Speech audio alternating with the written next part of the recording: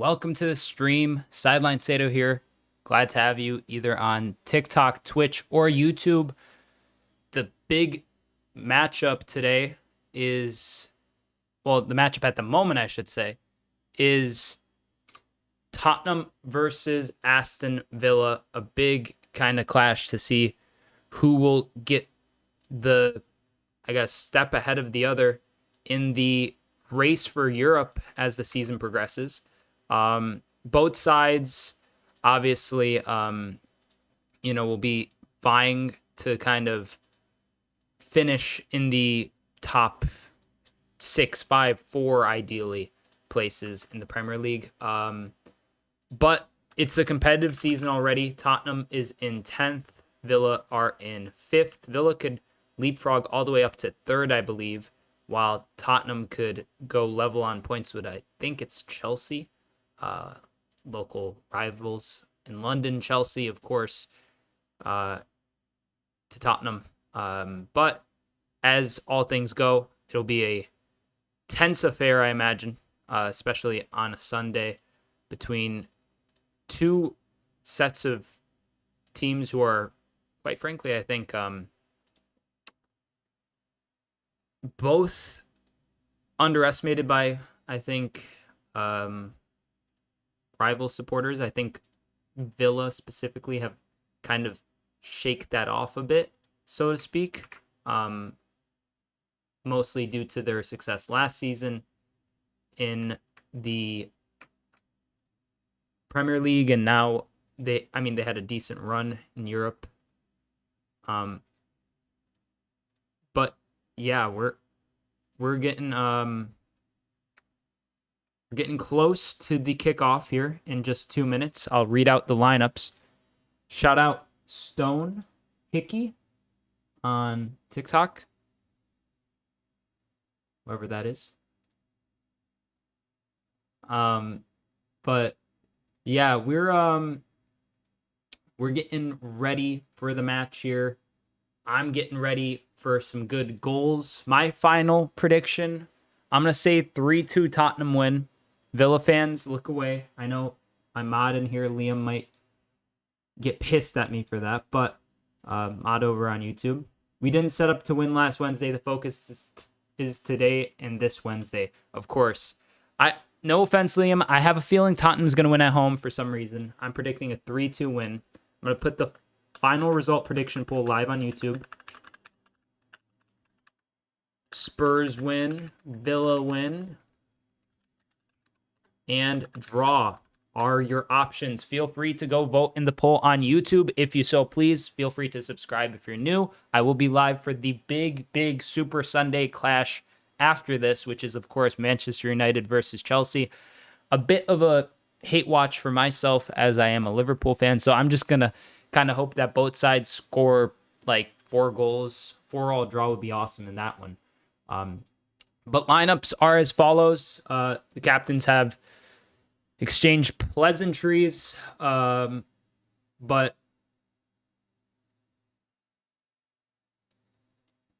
here we go for the lineups. Vicario, Porro, Romero, Dragashin, Udogi, Kulishevsky, Bentancur, Sarr, Johnson, Solanke, and Son are the 11 for Tottenham. And for Villa, we have Martinez, Cash, Konsa, Torres, Digne, McGinn, Onana, Tielemans, Ramsey, Rogers, and Watkins up top. Feel free to sound off and chat with your predictions and comment as you deem fit as things progress. Here we have Villa set to kick us off for the first half at Tottenham Hotspur Stadium. Tielemans' masterclass incoming. He's been man-of-the-match contender every game, and we are underway. Tielemans has been really good, Liam, I agree. He's been kind of surprising, and here the ball is already back towards Martinez as Villa are going to look to build up from the back, and they end up kicking it out for a throw-in. Bit of pressure there early on in the opening phases of the game for Tottenham. And it is a Villa throw. Digne takes it. And Udogi looks for a pass. He finds Porro on the opposite side.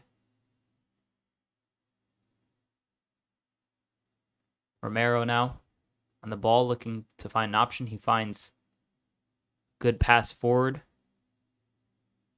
Now it's back towards Dragusin. Out wide towards Son on the left. Heung-min Son, the captain.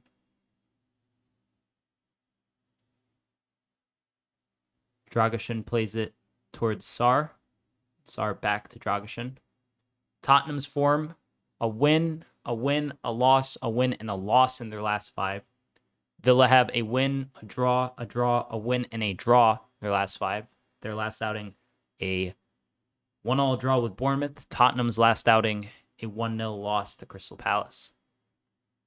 Here, Sarr trying to dribble past Konsa, but Villa managed to get some bodies back to help Onana specifically. Put a foot in there. Here, Bentancur gets it back to Dragusin, who finds Sarr. And now, Son looking for a player to beat, but he's comfortably just stifled by Matty Cash. That was very good. McGinn with a great ball out wide. Villa now looking to try to upset Tottenham at home. Here, Ramsey breaking free. Still Ramsey, but Tottenham managed to get it away at the last second. Some good grit from Villa to win it back. Now McGinn in the center of the park. John McGinn. McGinn plays it to Rodgers. Oof. Morgan Rodgers quite nearly there. Gets it off, but not quite. Not quite. Here, Van de Ven. Out until after the international break, according to the broadcast. Hamstring injury. Dragusin filling in for the Dutch international. Thank you for all the likes on TikTok, y'all. Appreciate that.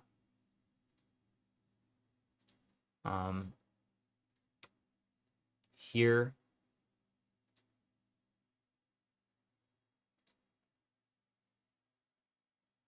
Both Villa and Tottenham fighting for the ball. The end. Ooh, Tielemans holding his ankle. Right near his boot. I wonder if there's any sort of discomfort there for the Belgian.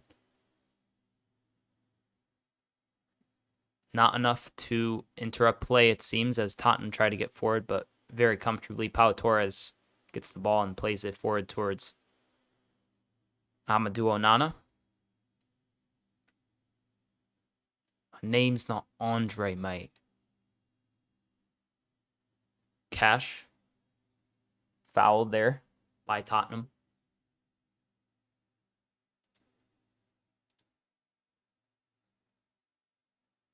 Ooh, yeah, Udogie just a bit too much follow through there from the Italian.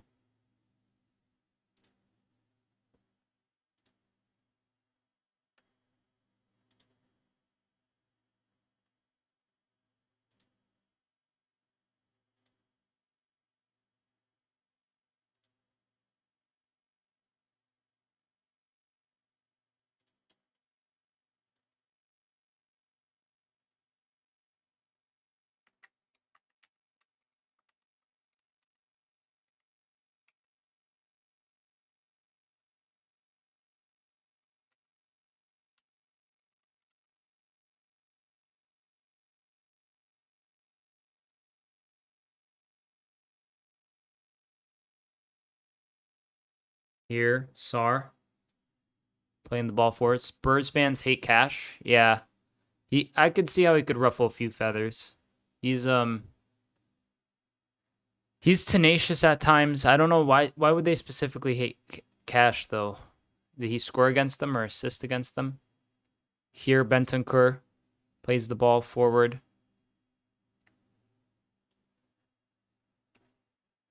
Sarr gets it wide to Udogie.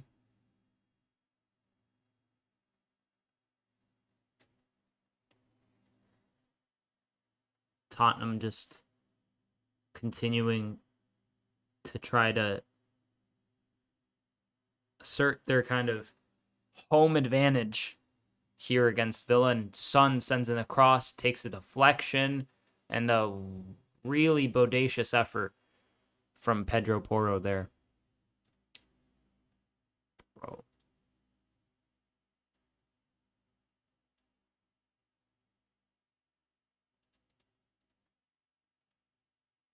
I don't know why the timer was doing that.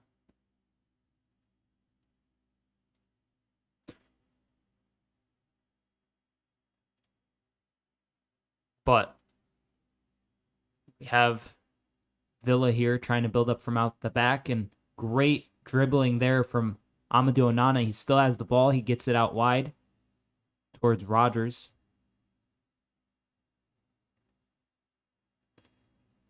Villa still patient on the ball. They're going to have to wait for their opportunities, as Tottenham are going to be pretty frenetic, I imagine, at home. It's one of the largest home stadiums in the Premier League. And being that it is one of the largest grounds in England, it's regardless of, what you think of, a club's specific fan set of. Casemiro or Ugarte, asks United Edits. I mean, as a total player over their career, obviously Casemiro. Right now, probably Ugarte, just based on the fact that, I haven't watched a ton of United games this season. I know that Casemiro got that goal, but long term, really, if you're thinking about who you want to start picking week in, week out, you gotta go with a younger prospect at this rate than Casemiro, who's 34. How old is Casemiro? Casemiro is 32. Yeah, he's 32. So sorry, Casemiro. When was he born, though, is the question. February 23rd. So he's going to turn 33 by the time. Starting today. Again, let's see. Starting today, currently FootMob has the predicted lineup to have both of them, which, given United's crop of talent and wow, how many injuries they have. I'm going to read the list of injuries for Manchester United real quick. Anthony, Mainu, Malacia, Shaw, Yoro, Maguire, Collier, and Mount. 1, 2, 3, 4, 5, 6, 7, 8, 9.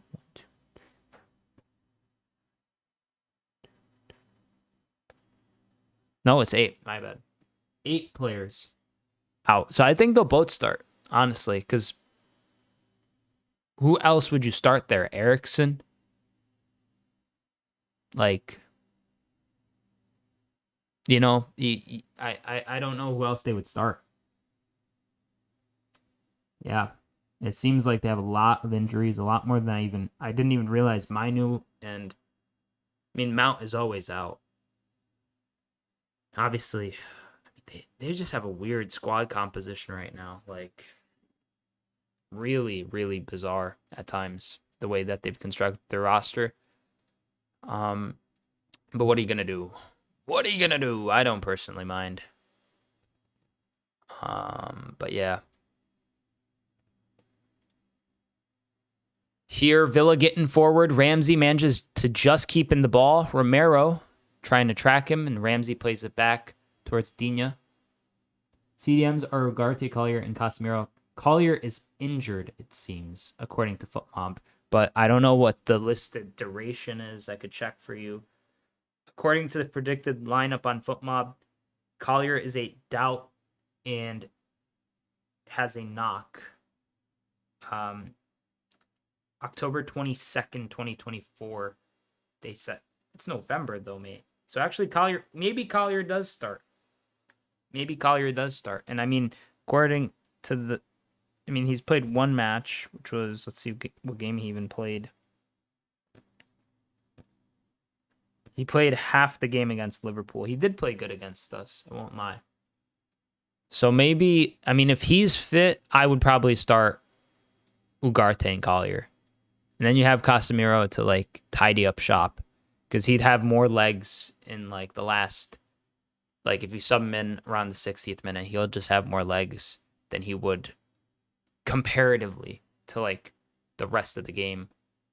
So far, Villa have 3 shots. Tottenham have 1. Neither side have managed to get a shot on target, which could be a concern for both sides. But I think it's just the fact that this game has started in a kind of tense fashion, as obviously most matchups in the Premier League do. But when you have two sets of clubs who are both fairly well matched, I'd say that just kind of lends to the tension and to the drama, so to speak. So far, obviously not a lot of action, but we've seen a few challenges kind of last a bit longer, I guess. A few tackles have a bit more follow through on them. So it's got like the feelings of like a derby clash. Obviously, it's not a derby. It's not like an actual local rivalry, but based on the fact that Villa and Tottenham are, I'd say, probably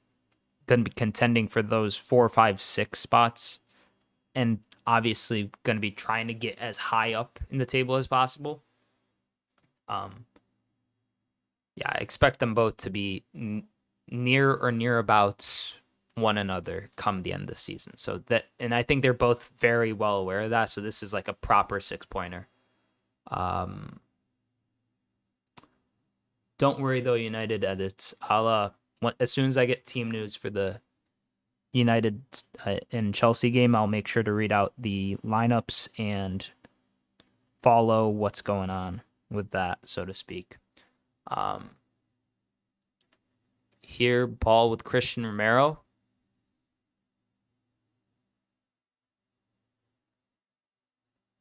Dragashin trying to pick out a pass. He can't quite find anyone too far forward. He finds his center back partner, Romero, who drives forward, and a foul here. Bizarre bit of contact. I don't know how that all went down. Let's see it at a closer angle. Yeah, just a simple push from Jacob Ramsey. Porro is having a meal of it for sure. Got the ball from Romero and kind of just put in a lot of theatrics. I mean, maybe it did hurt, but it was definitely a foul. Ramsey kind of put two hands on his back and just kind of pushed him hip level near. So that, if you're turning, it's definitely going to take you out. But here we have a delivery on a free kick from Heung-min Son. Son sends it in, and it just kind of leaps over everyone as Solanke's header just loops over the frame of goal. Yeah, it was well off target, that header. Dominic Solanke, former Liverpool player, Liverpool, my club, ended up getting quite a healthy chunk of change in the transfer due to a sell-on clause. I mean, he was tearing it up at Bournemouth. I'm surprised nobody got him a bit sooner. But I guess last season really was his like breakout year, so to speak, to where everyone was familiar with who he was. And I don't mind the fit at Tottenham, but I really think he and Tottenham specifically could use with a bit more just kind of proper creative options. Like, no offense, Madison's fantastic. He's obviously not featuring right now. Oh no. Oh nah, mate. What's going on here?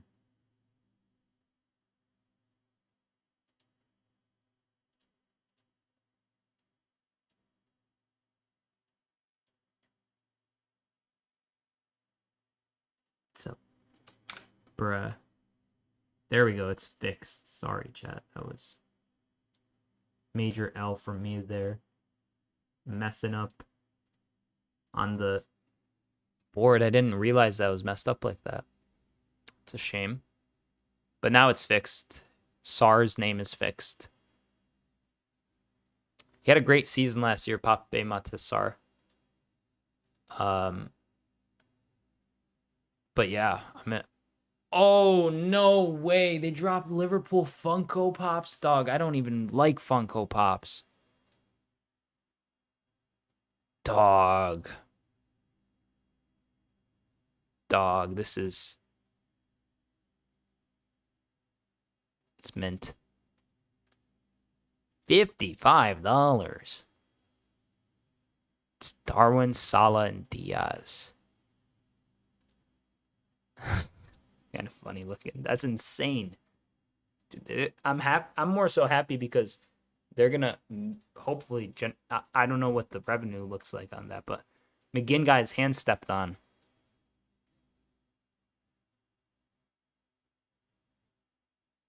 Here, Tottenham play it forward. Brennan Johnson with the cross. It's a corner here for Villa, or Tottenham, I should say, not Villa. Villa set to defend this corner. That's crazy.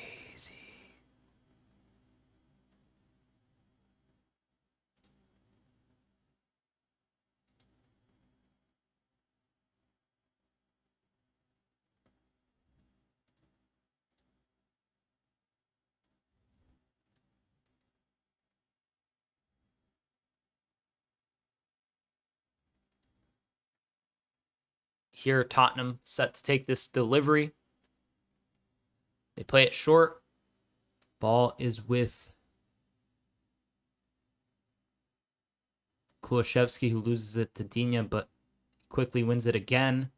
Brennan Johnson gets it to him in the cross. And Tottenham do not manage to convert. They're in the initial, well, I guess second phase of the corner. Now we're technically in the third. A lot of bodies forward for Tottenham. Long diagonal. Switch towards Heung-min Son. Heung-min Son just... Oh. Tottenham back with the ball. Bentancur. Ooh, that is a very bad shot from Rodrigo Bentancur. That was really poor. Tottenham haven't gotten like a shot on target, I don't think. I don't think Villa have either, which isn't inspiring for either side, right? Both sides, I imagine, are quite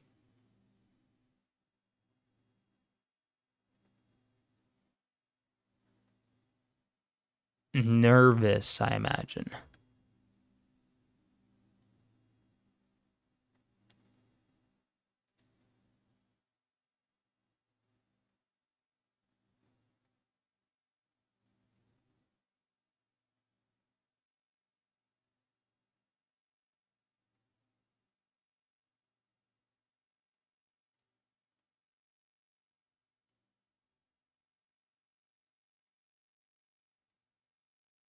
Here, Tottenham once again going to build out from the back.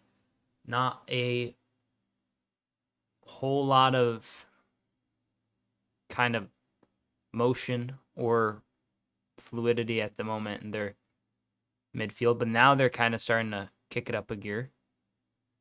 And Son plays a good ball towards Udogie, whose cross is blocked by Onana. Amadou Onana conceding the corner for Villa. I mean, it was definitely the right play. What?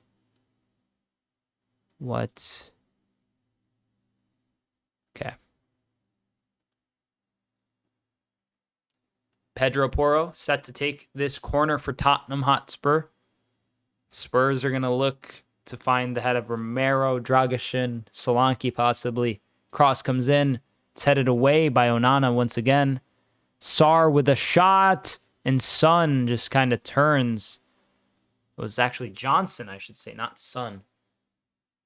Brennan Johnson seems turned there. Yeah, ball just kind of well in an offside position. He just kind of couldn't latch onto it. Just stuck out his left boot, but nothing.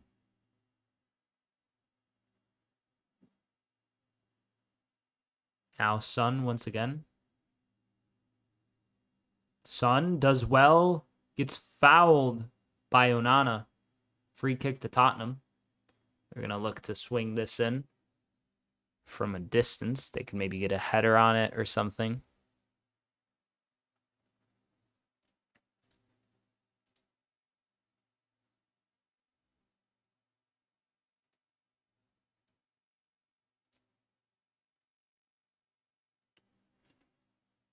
Your Dragashin to Christian Romero. Romero with a great ball forward. Tottenham still trying to get something out of this attack. Kulishevsky driving forward, gets the corner for Spurs.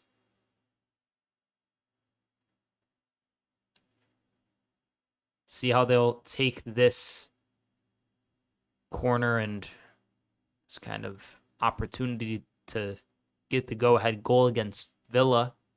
Here, cross comes in. It's headed away. Oh, Sarr just absolutely scuffed the shot. Don't know what else to say beyond that. Just kind of whiffed it. Now Sarr driving forward. He's looking for a pass. Plays it to Bentancur. Now Romero to Rodrigo Bentancur. Bentancur hits the top of the net from the outside. Yeah, just tried to place it. Almost did. Could have been an insane shot.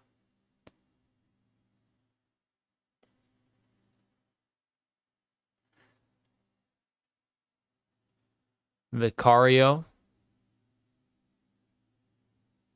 All played forward. Dogi. Oh, it's a foul there. Again, gives away the free kick. Dogi is set to take it. Plays it short towards Dragashin.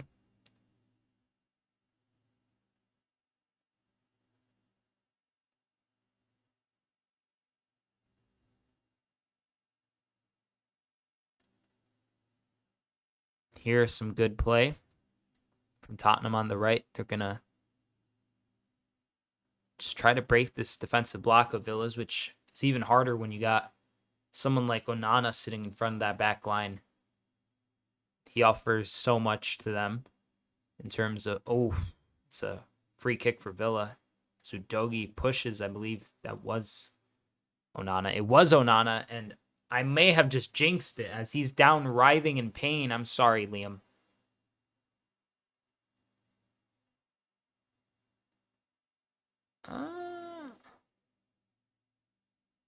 Nah, I think he might be fine. Yeah, he seems like he's fine.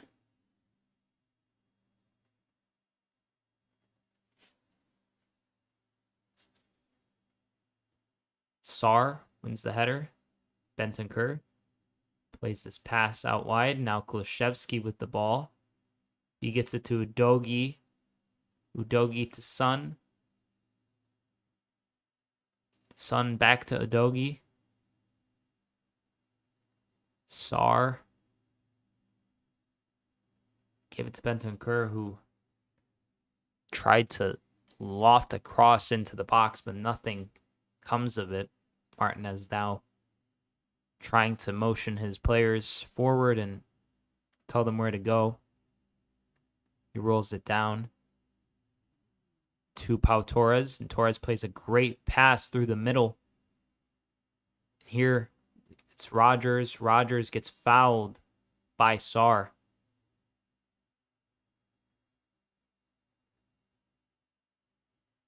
"24 minutes and 48 seconds have elapsed. We have a free kick here from, I'd say 40-odd yards out. It's more than likely going to be swung in as some kind of cross.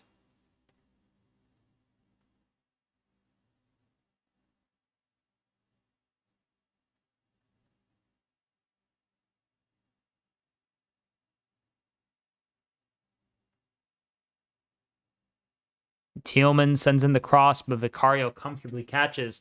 And immediately a counter-attacking opportunity for Tottenham.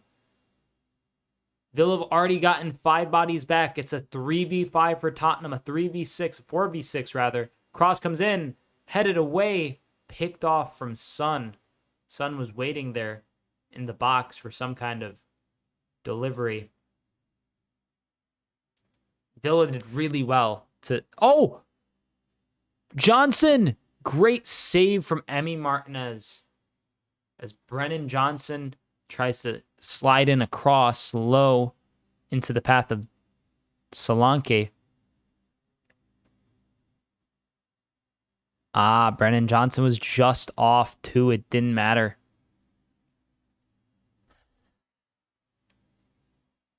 Here, Pau Torres to Tielemans. To Onana. Finds Cash back to Amadou Onana. He plays a great ball in. Some fouls there.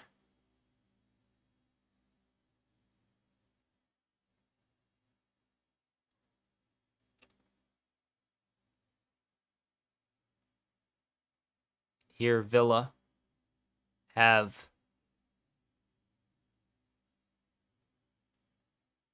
tried to get forward. They lose the ball, though. Sarr driving for it himself, gets pushed. Tottenham get a free kick. That was just a really stupid foul by Ollie Watkins. I don't know what he was doing there.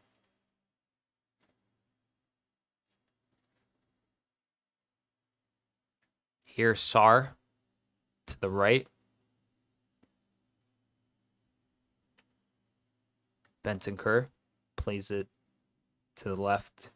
Dragashin finds the captain's son. Dragashin now to Bentancur.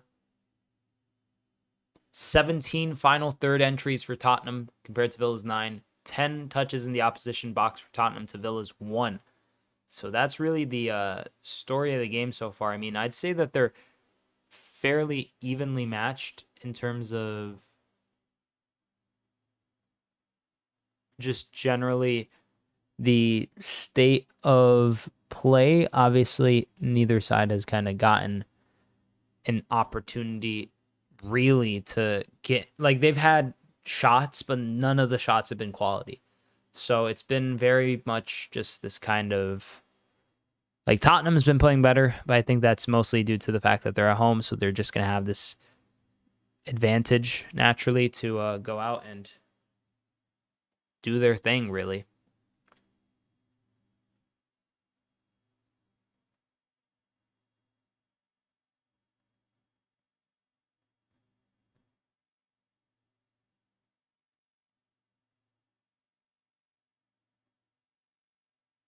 Here, Cash with the ball. Plays it towards Onana. Onana plays it back towards Pau Torres.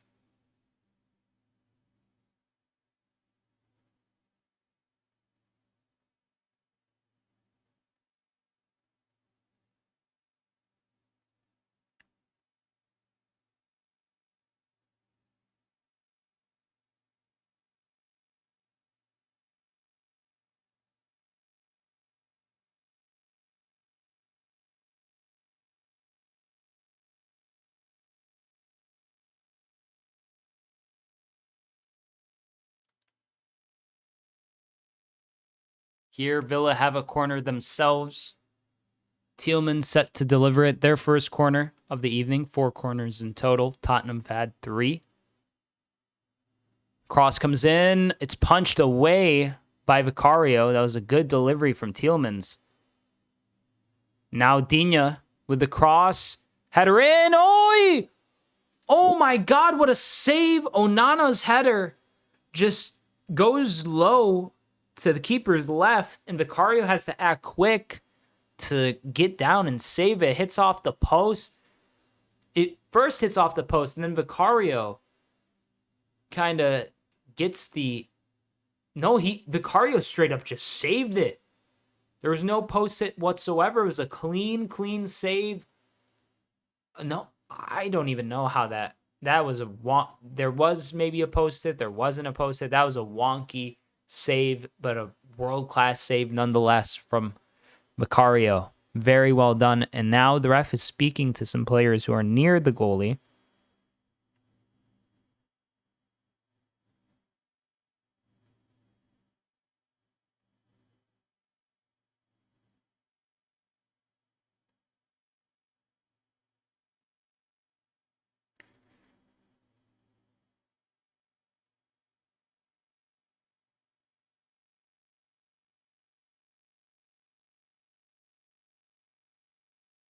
Oh my God.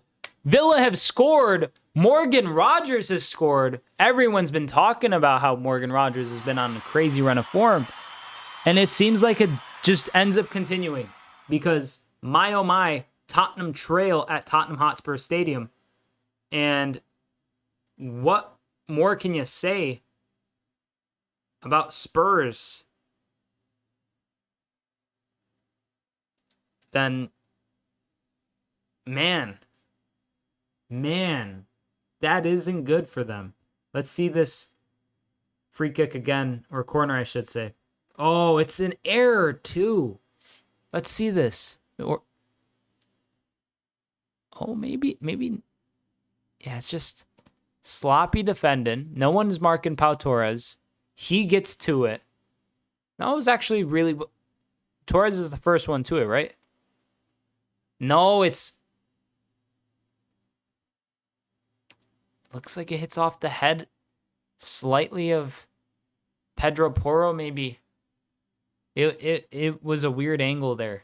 But regardless, Morgan Rogers gives Villa the lead, his third goal in the Premier League this season, ladies and gentlemen. What a insane run he has been on.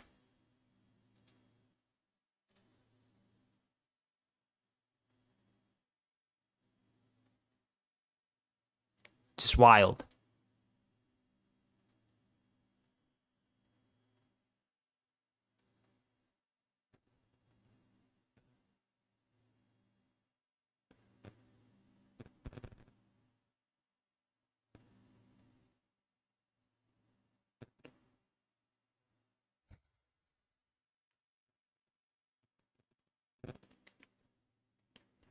Tottenham have now conceded opening goal in 12 of 14 Premier League home matches in 2024. Came back to win 7 of the previous 13. That is...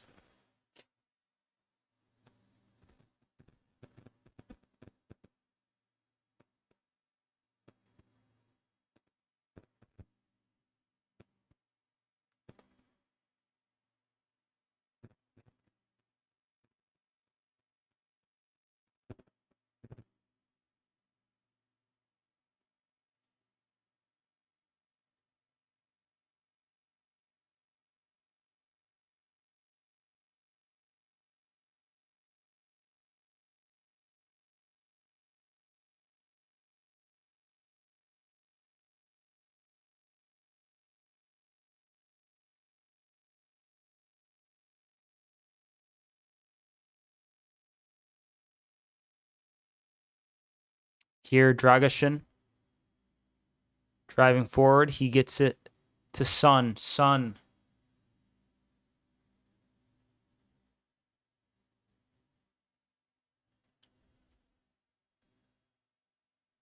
There's some nervy moments here. Yeah, it's off of Porro's head first. Bentancur can't block it. Yeah, mate. It just deflects. It gets behind Porro somehow.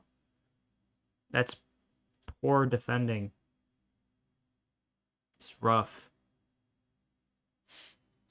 Insanity.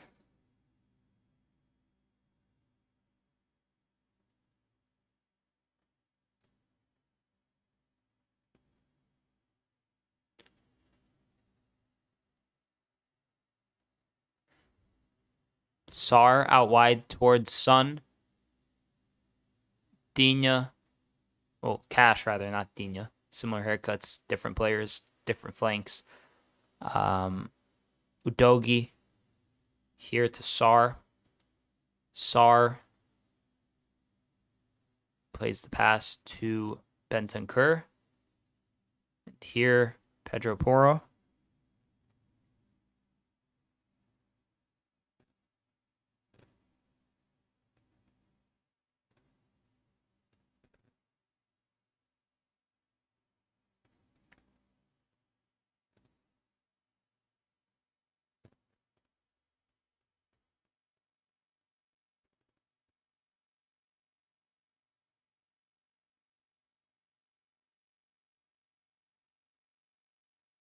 Here, Tottenham with the cross. It's headed away by Digne. Kulaszewski gets the ball. He slips it to Brennan Johnson, whose cross is blocked. Oh, off the ball foul, possibly. No, not given. Tielemans with an insane nutmeg there on Dragusin. Tottenham getting forward now after they win the ball off John McGinn. Heung-min Son, still Son, wins the corner for Tottenham, I believe. This game is starting to get even more contentious.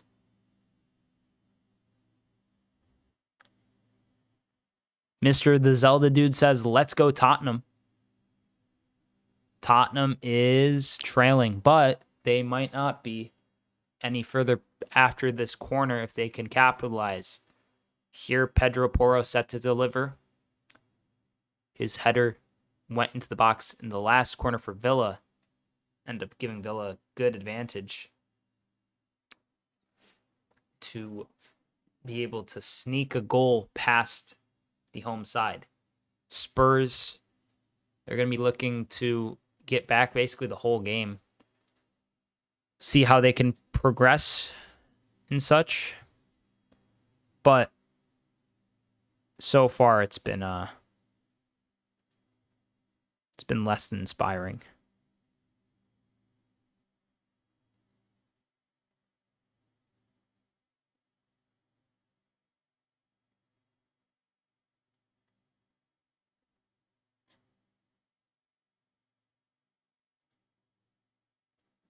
I smell a comeback, possibly. Who knows? Cross comes in. And Pau Torres clears for Villa. Ball all the way towards Pedro Porro. Porro plays it to Christian Romero.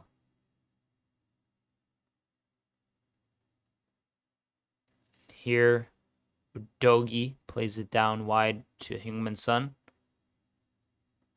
Ooh, he gives away the ball, though.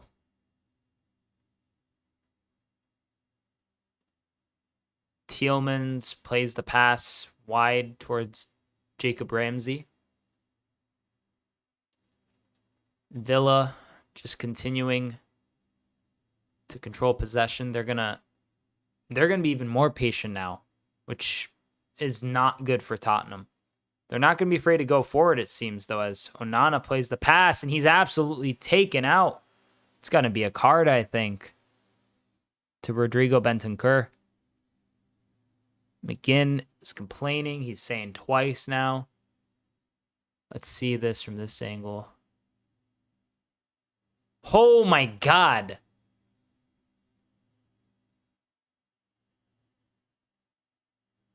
Yeah. That is definitely a yellow. Without a doubt. Did he not give him a yellow for that? That is kind of crazy if he doesn't give him a yellow for that, bro. He didn't get any of the ball. He literally chopped through him. I don't know. Yeah, that was a reckless challenge. It's genuinely insane that Bentancur makes it out of that without any sort of, like, no yellow card is crazy. There hasn't been a card today. I just looked. No card is wild. Yeah, I agree, Liam. That was stupid, frankly. Tottenham's counter is stifled as Villa can get it back to Martinez, who comfortably just kicks it out. Here, we have Sarr, plays the ball towards Udogie. Udogie to Son. Son lays the ball off to Sarr. He gets it to Udogie, back to Sarr, back to, I believe that's Son. And Villa win back the ball. And Villa play a ball forward towards Ollie Watkins, who's chasing Watkins versus Dragusin. Watkins still lays it off. Oh, and they try to chip it once again towards Watkins. Tielemans' pass this time is comfortably intercepted. Spurs win is leading in the poll with 55% of the vote on YouTube. Feel free to go and vote over there if you so please. Sup Fred Soccer Edits on TikTok. Tielemans.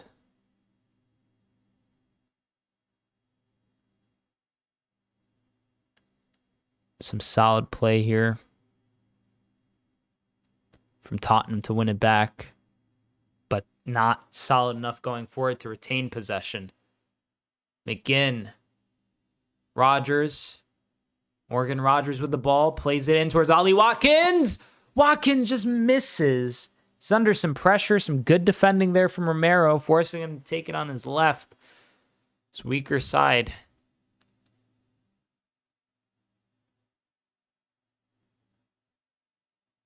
Yeah, that wasn't the best of shots whatsoever. It was rushed by Romero. Romero did really well to force that shot there.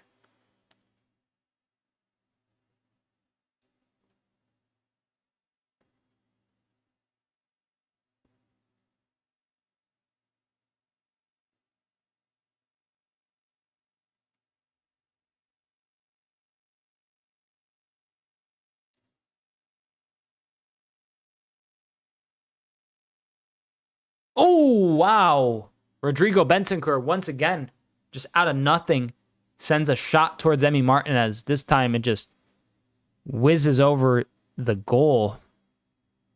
It's not the first time that's happened tonight. Martinez doesn't get a glove to her or nothing, but it was a scary moment for Villa fans, I would imagine. It just wasn't the best of shots there from Ollie Watkins. No offense to him, but he's been kind of silent. Rodgers has easily been the better of the two forwards. Obviously got a goal and such, but even just the interplay that he's had has been very, very comfortable.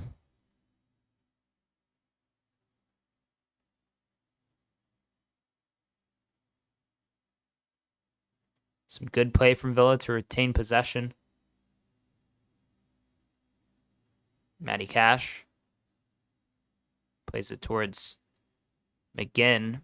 McGinn does his little turn, goes to ground. Madison, is he on the bench or is he just... Erik ten Hag spotted at first football match since Man United sacking.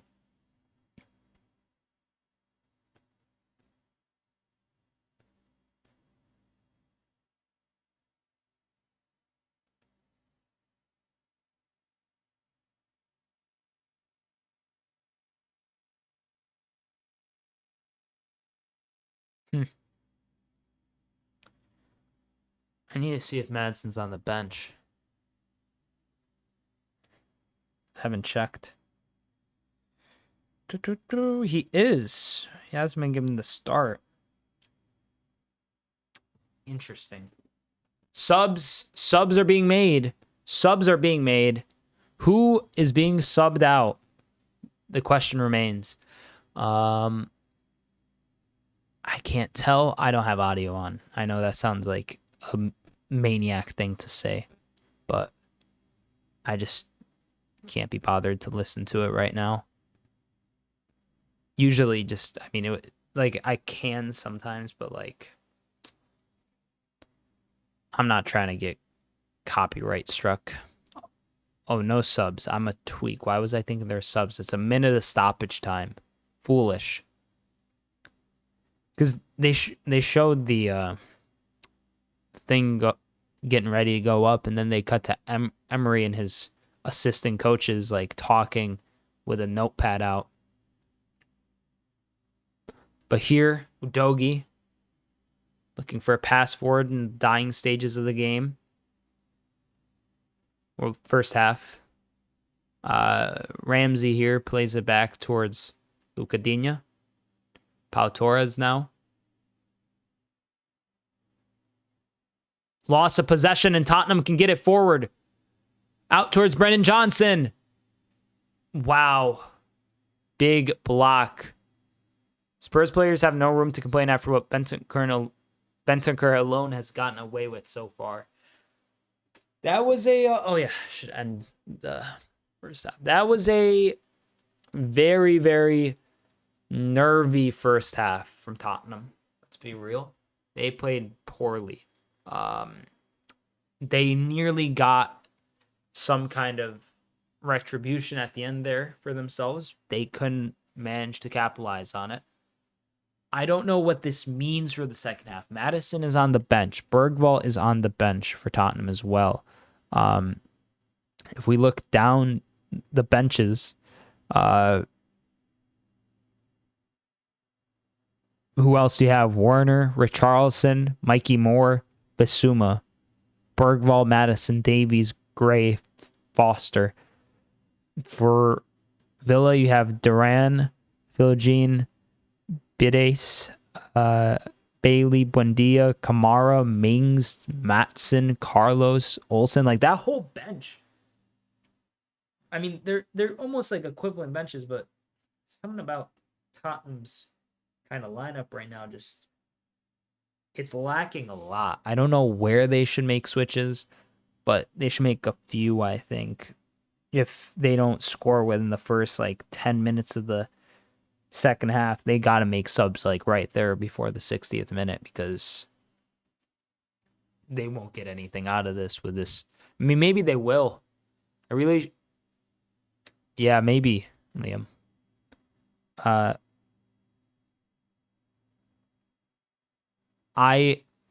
Last time we talked about stuff like what you just messaged, Liam, I got banned on TikTok for 3 days. So I'm going to hold my tongue, bite my tongue.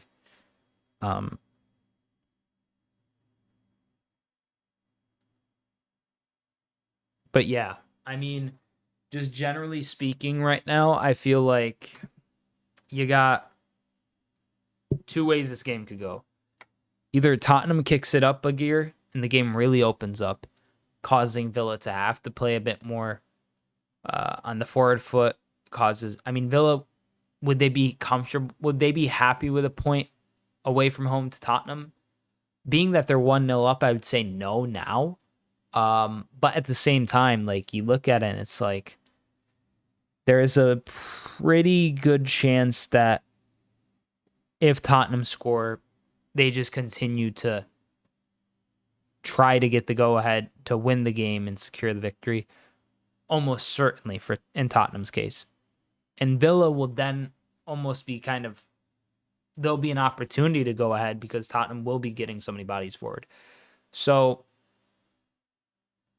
I don't know. It's gonna be a interesting kind of game. Or if they don't score, Villa is just gonna kind of whittle them away, and then there'll be some other mistake in Tottenham's. I back Villa solely because I think our bench is stronger. Yeah, the bench definitely does look a little stronger for Villa than for Tottenham. So all in all, I mean, it could just be some kind of, thing that comes down to who has the better kind of adjustments, in the second half. And I mean, that's usually how games go. But even if you have a better adjustment, sometimes it doesn't matter if that starting kind of 11 and the way that the managers lined up, if they can kind of just thug it out, it like what is an adjustment good for? Not a whole lot. So, I mean, we'll see how the second half progresses. There's definitely a lot on the line for both sides. I mean, for Tottenham, that stat of them, being this like the 12th or 14th, 12th out of 14 home matches in 2024 where they conceded first. Admittedly, the stat did say they went on to win 7 of those 12 at home, but like that is just really scary work. Do you want to be playing like that close to fire all the time? I don't know. Ooh. Yeah. I didn't even see the pushing between Rodgers and Vicario on that first goal until now. That is something that's going to be talked about a ton. I imagine, like a ton. Um, It'll be interesting though to see how it plays out. I don't think they'll make any actual changes to like the pushing of goalies and stuff because they haven't for a while and it doesn't seem like they care. There's been plenty of moments like it's just inconsistency at its purest form. Because in another game that might have gotten ruled off, that Rogers goal. Um,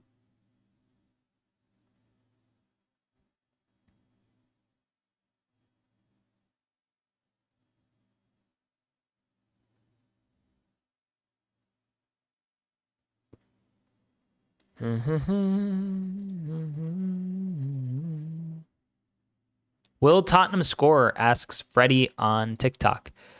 I think they might. Yeah, I think they will. They were playing pretty good up until the goal in terms of like, you know, getting like certain there are certain moments where they would just kind of like enter the final third and you'd think this is going to be it and it just wouldn't happen.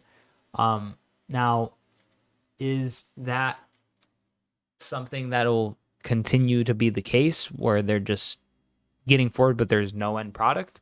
Maybe, but as of right now, there's nothing to suggest that they won't score. Besides the fact that they haven't, right? Like Tottenham has, statistically speaking, had some pretty good underlying numbers. The overlying numbers, like the explicit stats, might, yeah. So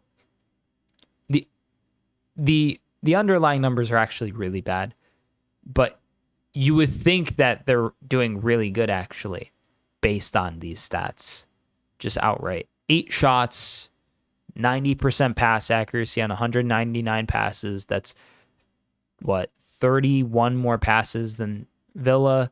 5 corners to Villa's 2. Villa scored on one of their 2 corners. Villa have 7 shots. Tottenham admittedly have 0 shots, even though they have more shots.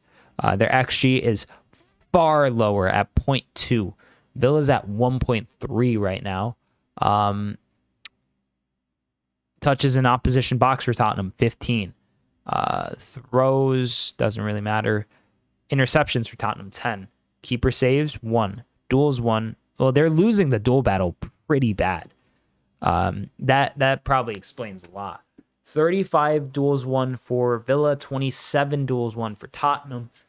Of those duels, the ground duels, 27 were won by Villa, 21 were won by Tottenham, so 56% to Villa. 8 aerial duels were won by Villa to Tottenham's 6. 57% to 43% to Tottenham. And Tottenham have only had 1 successful dribble, according to FootMob. Now, I don't know the exact like sourcing validity and all that of these stats, but that is bad. Especially when you see Tottenham having 1 successful dribble, which is 17% of the successful dribbles of the match, compared to Villa's 7. So Villa's like just able to 15 clearances for Villa to Tottenham's 3. So Tottenham, I mean, even with possession, Tottenham is ahead at 54%.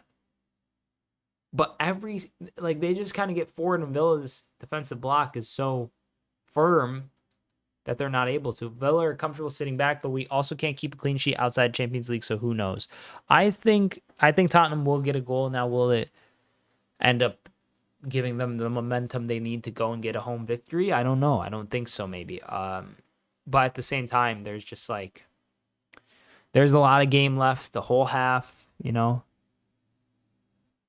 We'll see what both sides kind of choose to do moving forward. And yeah, see how much until kickoff. We are just over 5 minutes, around 5 minutes and 5 seconds until the second half.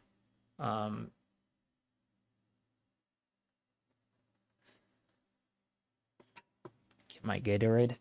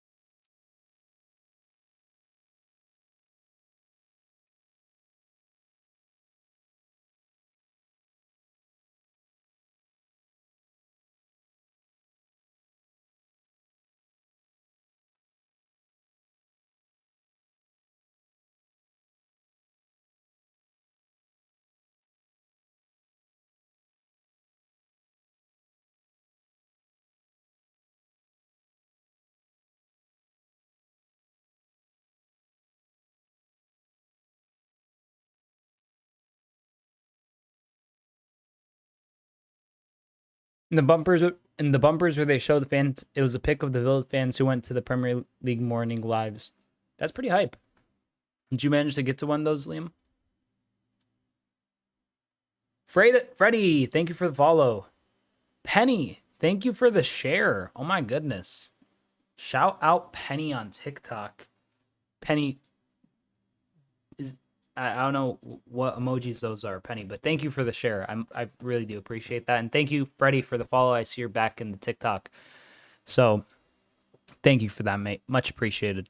I'm also over on YouTube and Twitch. If you guys feel free or want to follow me over on there. I was just, oh, you were just on TV. I didn't see that. Okay. That contextualizes everything, Liam. Yeah, that's hype. Congrats. That's awesome. Congrats. That is actually so hype. Like, I would definitely be very happy about that.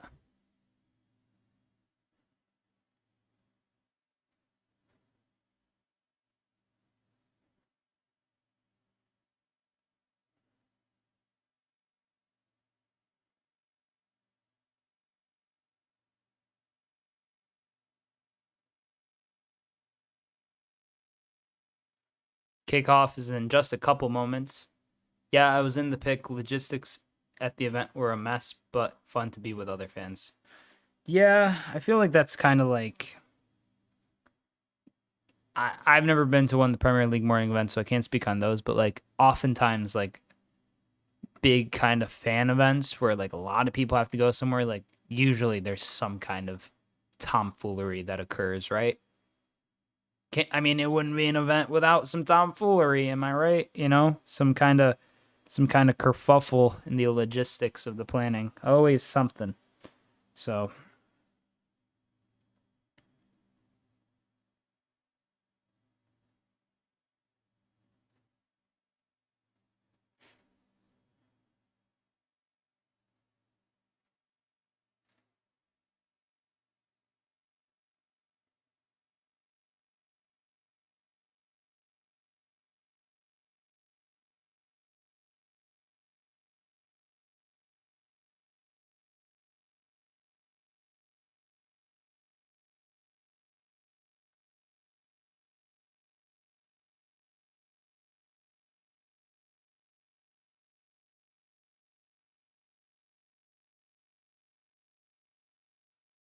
kickoff is about to get underway in just a moment. Players are approaching the center of the pitch from the tunnels.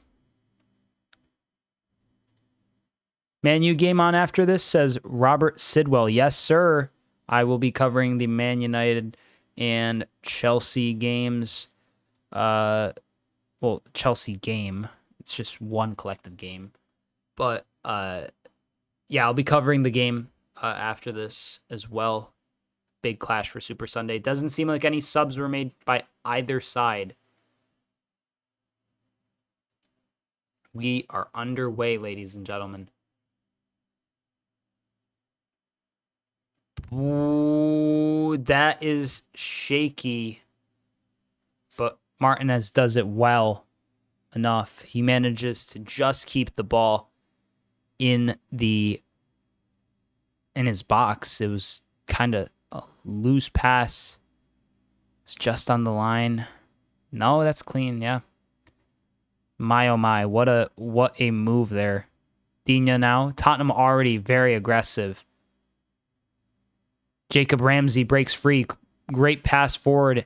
And what a turn that is by Watkins. And oh my goodness, Villa are doing really well here. Cash. Tonana.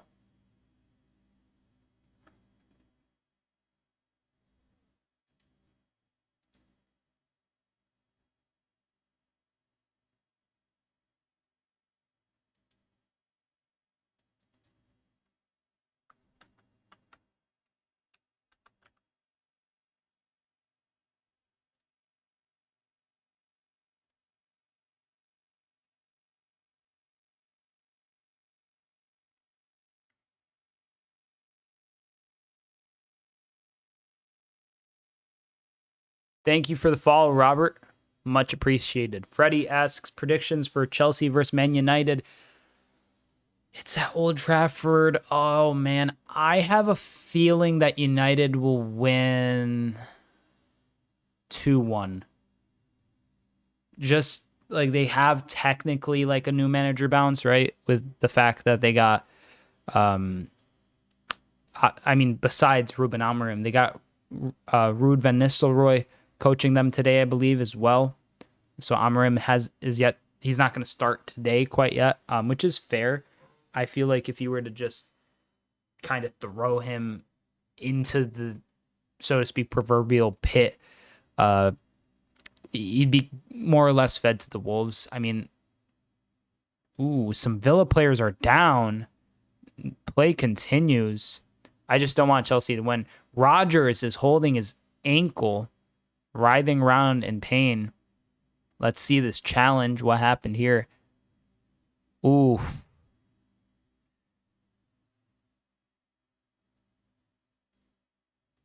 Rodrigo Bentancur just kind of followed through a bit with his knee as Rodgers swung at the ball. Tielemans also went to ground. And this angle is of the foul in which Jacob Ramsey was holding Pedro Porro slightly. Yeah, I'm going to predict a 2-1 win, though, Freddie, on TikTok for the Chelsea Man United game. That is Bentancur getting away with murder and still no card. Yeah, he's had a couple of fouls. I'm shocked he hasn't gotten at least a yellow, right? But there hasn't been a yellow, I don't think. Oh, wow! Tottenham out of nowhere get their own kind of just goal from close range. I think it's Brennan Johnson. Tottenham have scored, ladies and gentlemen. Tottenham have scored. Son with the assist.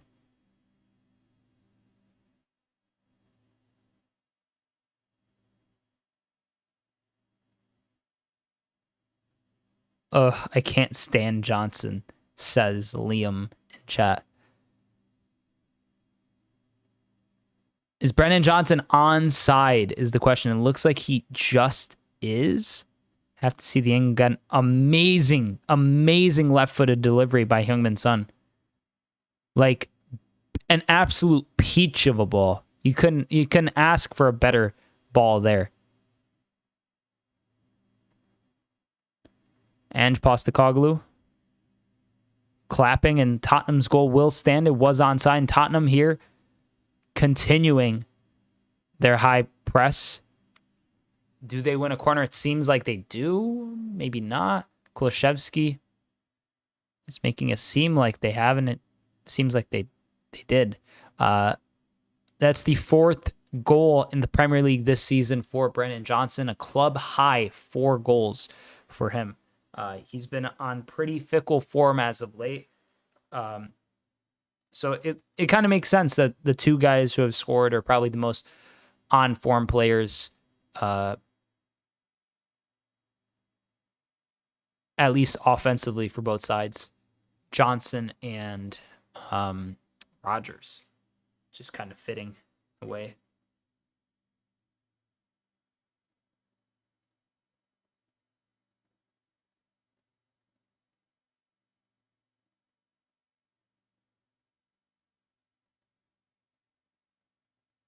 Here Martinez plays the ball forward towards Ramsey.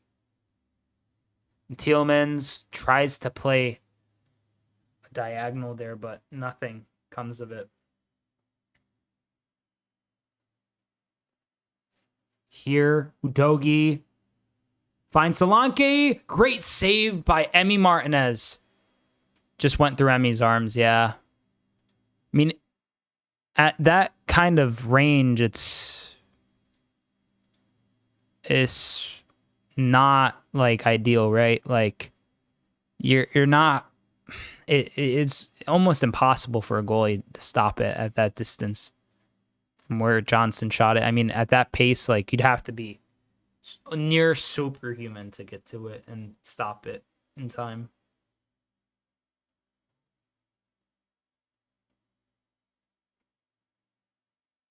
Pedro Porro, his shot just loops over everyone.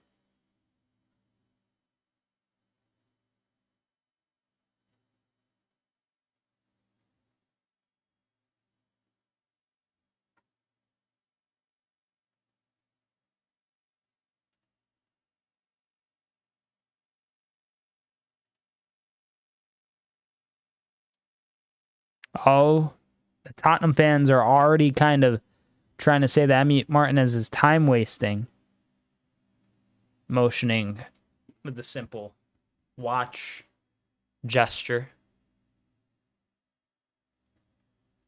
Long ball forward. Tottenham win it back, and now they're really, the game is really end-to-end, but Tottenham win a free kick there.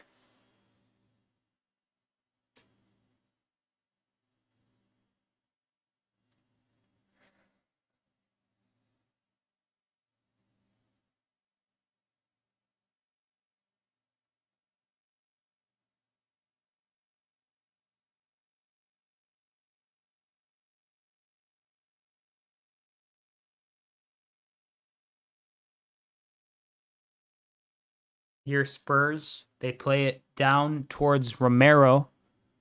Romero with a good lofted ball forward. Not quite good enough, though. Not quite good enough there from Guti Romero. It was an admirable decision to try to play that ball forward and kind of open up the attack, but went out for a goal kick. And here Martinez goes long. Rodgers, Watkins targets. Watkins gets to it. Watkins fouled, holds his shin, and a yellow card is finally dished out in this game to Pedro Porro, the first of the few. Let's see it from this angle. That was a proper challenge. Oh, that looks like it hurt. Not gonna lie, looks like it hurt quite a bit.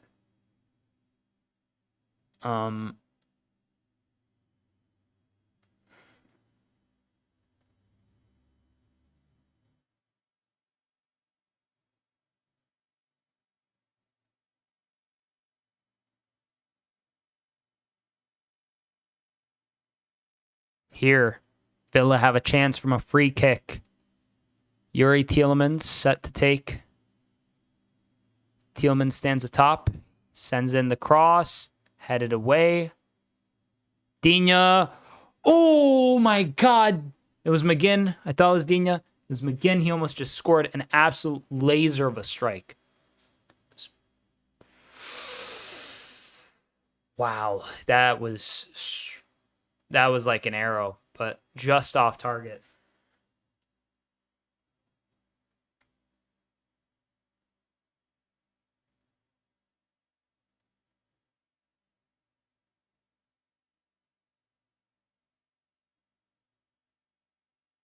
Thought that was going in. I thought it was going in too. Some subs here for Tottenham. Richarlison for Son.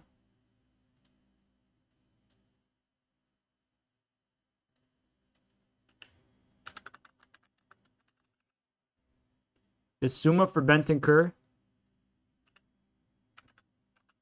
And I wonder who the last one is. I haven't seen that. I think it's a third switch as well. Or is it just two?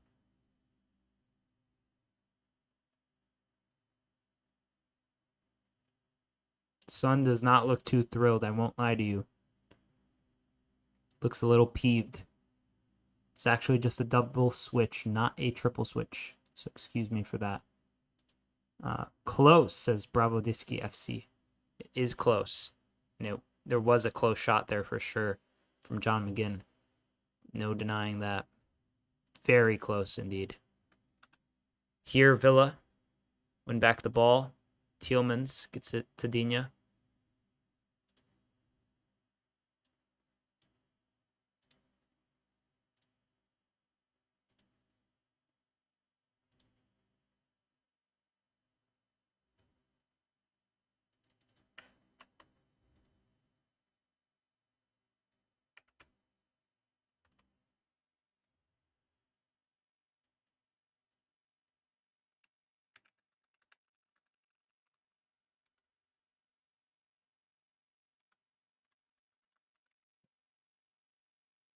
Uh-oh. That's not great. My camera just stopped recording.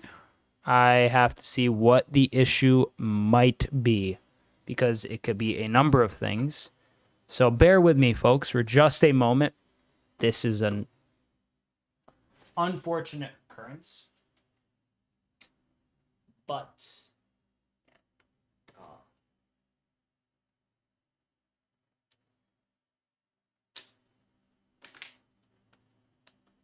technical difficulties have commenced.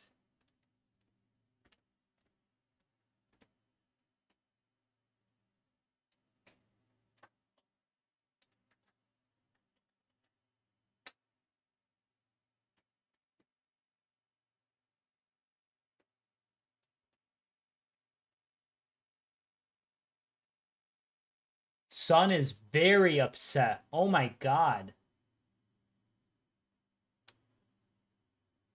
Son is fuming.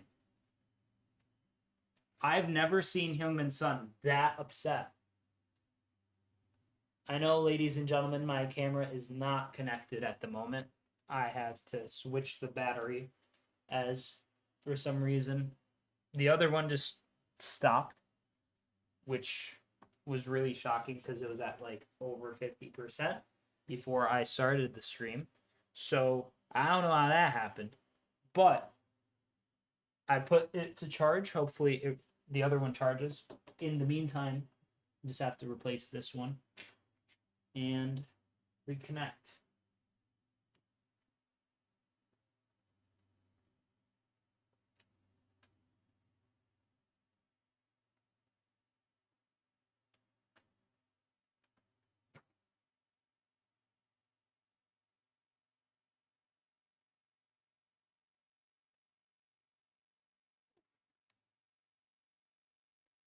Looks like Villa themselves are getting ready to make some kind of sub.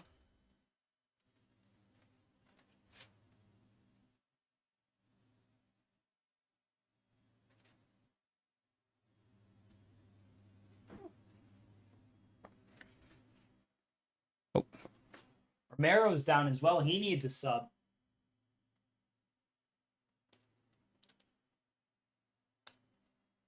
It's bad news bears for Tottenham. Okay. I think that's good now. The sun is not cooperating, and I'm not talking about Heung-min's sun. I'm talking about the physical manifestation of all of the power in the galaxy. It is beaming down right now, just at the worst angle directly on my camera. So hopefully it doesn't overheat. The other battery died. This one better not overheat. That'd be a shame. I'd be very sad. Won't lie to you.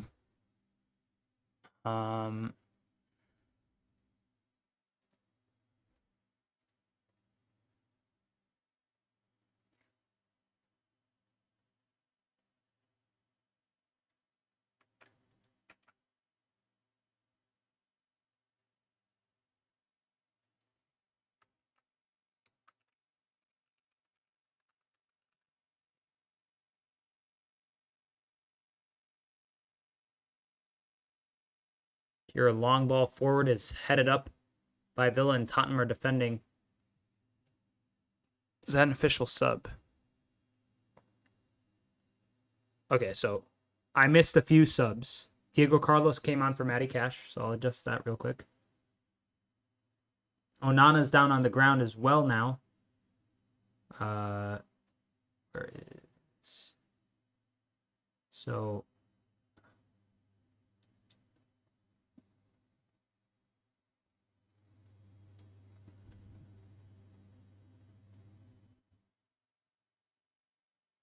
Number 3, Carlos.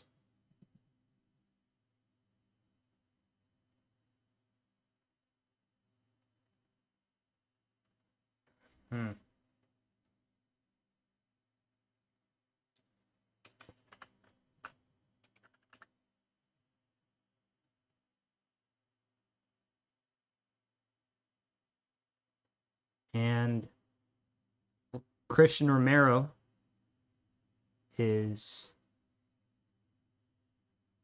off for Ben Davies. Oy, oy, oy. There we go. Subs have been adjusted on the screen. Hopefully everyone understands what's going on there. Bad tackle. Why you take Son out? Take your time, bro. The game is long, says Bravo Disky FC. Thank you, Bravo Disky. I appreciate that. I appreciate you, mate. Looks like Cash is coming off a bit hurt. That'll push Consta to right back and Diego to center back. Yeah, and as a heads up, I know that my my lineups aren't necessarily like uniform in terms of formation. Like I just sub on whoever gets subbed on with whoever was there. So it might look a little weird. Consta probably is playing at right back. There's probably some other things like maybe Richarlison's not playing as the outright like center forward and yada yada. But we have a opportunity here for Villa to get their lead again. They play it short. Oh, it's a crazy shot from distance that takes the deflection off of Roger or Carlos. Dang, Carlos he was bald last season. He's got a whole trim now. What, bro? He was just what? I don't know if he went to Turkey during that knee injury or what, but bro's got a full head of hair. I've never seen him like that. That's incredible. God bless him.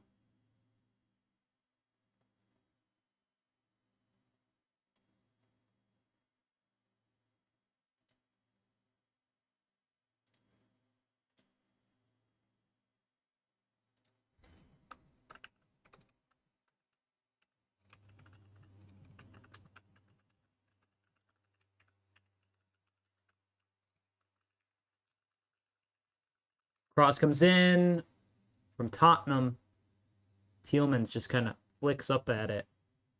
And here is a big opportunity for Villa As Watkins is taking on Dragic. Watkins tries to get past him. He can't quite. Some good play there. All in all, Ings definitely had a hair transplant. Of course he did. But, like, I don't even blame him. Like, it's like one of those things. Like, if it doesn't hurt nobody, like, why do I care? You know, people get upset about dudes getting hair transplants or, like, X, Y, or Z. Do you think Arteta is scared this season might be his last, and that is why Arsenal is slipping? I don't know. I don't think so. No. I think Arsenal's slipping for an altogether different reason. And I think that reason is something that me as a Liverpool fan has experienced a bit under Jurgen Klopp. Arsenal, specifically with the way that they've gone about recruiting and the way they've gone about reinforcing their squad this season specifically, they've just missed the mark. They're doing a very similar thing to what Liverpool did under Klopp. It like really comes down to this kind of like thought process of like, I have my 11, right? You have your strongest 11, which is what you need. You need to know your strongest 11 as manager. But when you look at his strongest 11, Arteta specifically, his strongest 11 usually is some form of Raya, White, Saliba, Gabriel, Timber, or Calafiore there, Rice, Odegaard when fit. Then it starts his. Ooh, someone's down for Villa. It's Rodgers. He's actually in need of some treatment. Long story short, before I kind of just go through the whole Arsenal lineup, everyone knows what the general Arsenal lineup looks like. Maybe the third midfielder is questionable as to who it is. The striker is questionable who it is at all times. But oh wow, Pape Sarr just fell on top of Rodgers from behind onto his lower half of his body. It looks like some kind of lower body injury to his leg. It's not a good sight to see. Long story short, he has an 11, Arteta. The game has turned physical, Bravo. It's beyond physical at this point. It's beyond control, I think, for the ref or from the ref. But Arsenal's 11 became fairly firm, and the favorites of Arteta's, the best players at Arsenal, make a lot of sense. But why in God's good earth are you out here after knowing how heavy of a load the previous season was, after complaining about it yourself, which I think is valid? I think he's justified to do so. But when you sell Smith Rowe, you loan out Fabio Vieira, 2 cams, so that you can have Odegaard basically have no actual like replacement. Like Havertz plays a similar position, but he's not even close to the similar profile player you want for someone like Martin Odegaard. John Duran set to come on here for number 21 at Villa, Morgan Rodgers. Rodgers is mad. I don't know why he would be mad. It looked like he was in a lot of pain, bro. You scored a goal. Like, come on, fam. I get every player wants to stay on, but like that, I thought he was actually about to like be out for a bit. So fair play to Emery for subbing him off. But case in point, Bukayo Saka, Arsenal's star boy, fantastic player, but getting run into the ground by Arteta and the Arsenal structure and hierarchy. You have a bordering on world class, and if he's not world class, he's there or thereabouts. player in Bukayo Saka. He is on that precipice of being like a generation. He's already pretty talented. Like, he's already a very great player, but he's just missing that final leap. He needs to be like a global like superstar that's continuously just, he's playing fantastic. He's getting great stats, sure. But he's the realistically only option on the right side now. When you've gotten rid of Reece Nelson, you're now relying on someone like Ethan Nwaneri, who's 17 years old, to be your alternative option to Saka. It honestly just feels really like they're driving these quality players into the dirt through continuous play of them. I know there's a lot of games, but you need a lot of players now in the Premier League. Like, managers don't get that. Like, during Arteta's time, there's literally only 3 subs. Now we have 5. Like, you need a huge squad. You need to rotate if you want to compete.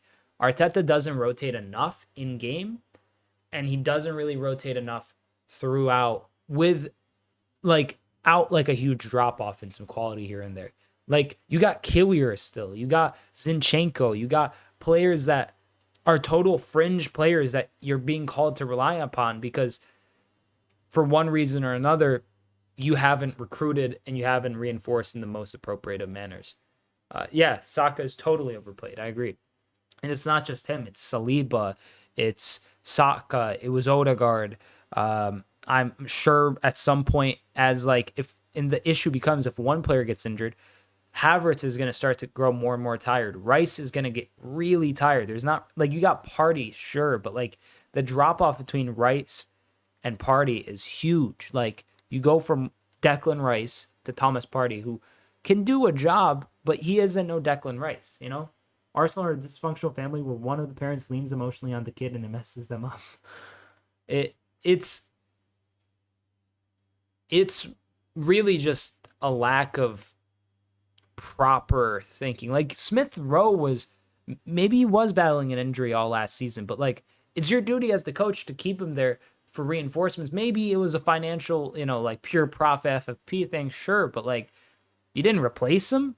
Like, at least replace him. Like, find someone. There's got to be someone that could be at least just a body in the cup games to rotate in against like Southampton. But this, like, when those players are just like very, very, very young, kind of inexperienced players who are like it's not like I know Chiesa's injured, and I know Liverpool did it with Harvey and Salah for a long time. Thankfully, Salah's like a superhuman in terms of fitness, like never gets injured, and Salah was doing in-season tournaments like the AFCON every time he could. So it's like a bit of a different argument. He's obviously way more kind of durable than Saka, but Saka's also young, which is the thing. It's not like Salah was playing week in, week out in the Premier League at 21, like he was getting good game time, but he wasn't like vying for Europe, competing. And that happens to the youngest of players. You look at the youngest players as they come up, the best, most world-class players, when they're super young, what happens to them as like they turn 25, 6, 7? They get crazy injury prone, especially if they're not like being rotated or if they're not in some kind of like Saka gets fouled a ton. Saka is the total linchpin of Arsenal's attack. He's their talisman. So to rely on him so consistently, constantly, it wears on a player. And it's not even like a fear, because like a fear would imply that something might happen, This is like just a feeling I know this will happen at some point. There'll come a time where this continuous playing of Bukayo Saka will lead to him eventually just his body failing on him. He's going to start turning into a Theo Walcott or a Jack Wilshere or someone who is just, quite frankly, oh, Tottenham are through. They've scored. Dominic Solanke, cupping Salah there, eh, mate, with the bow and arrow.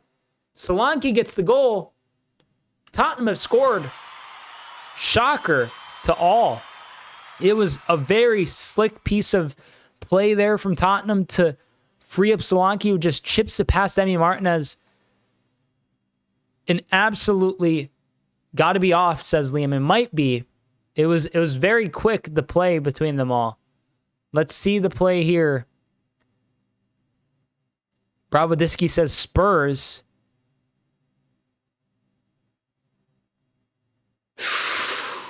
I think he's on, Liam. I think he's on. They're going to have to draw the lines for sure, but a nice little lob finish, though. Oh, here's the better angle. Zoom in, please. VAR is checking.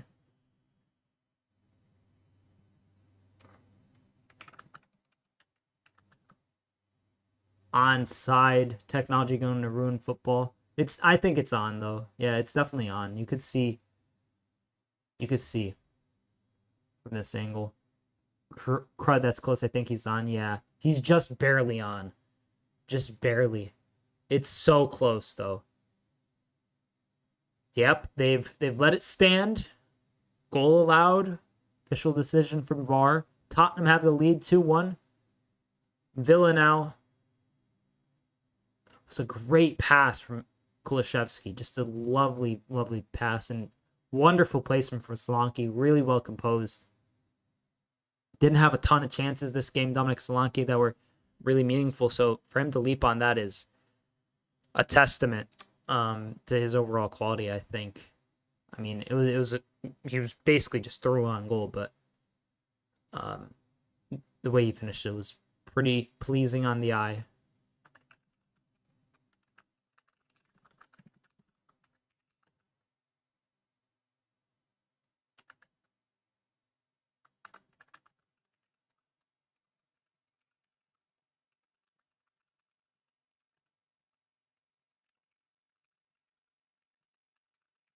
He stayed switch on, yeah.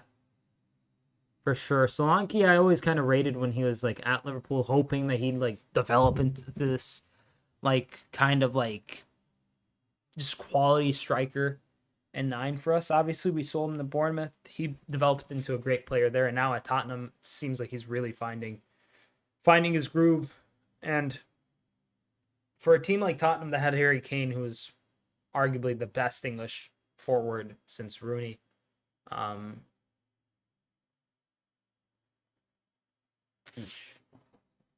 it's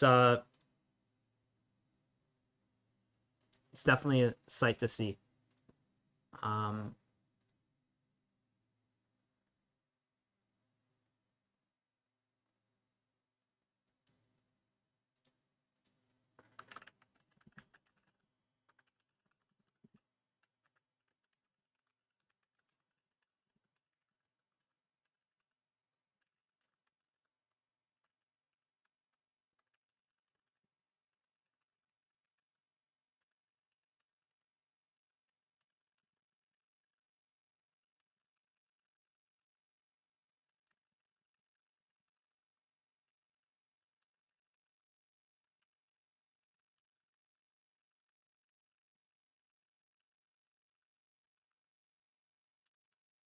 Long ball forward, Tottenham chasing, but I mean Martinez comfortably catches.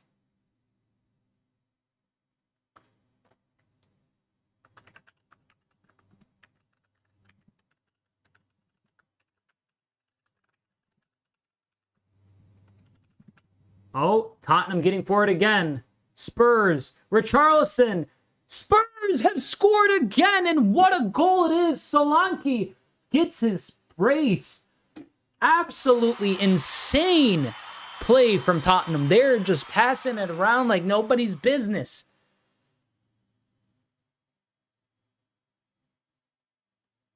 Is Richarlison crying again?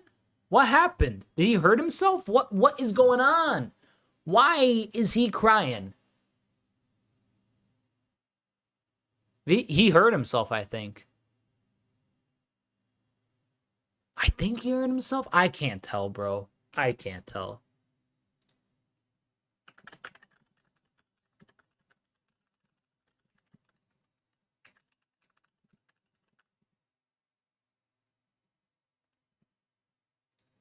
Spurs, wow, says Bravo Disky. Insanity here from Tottenham. Utter insanity.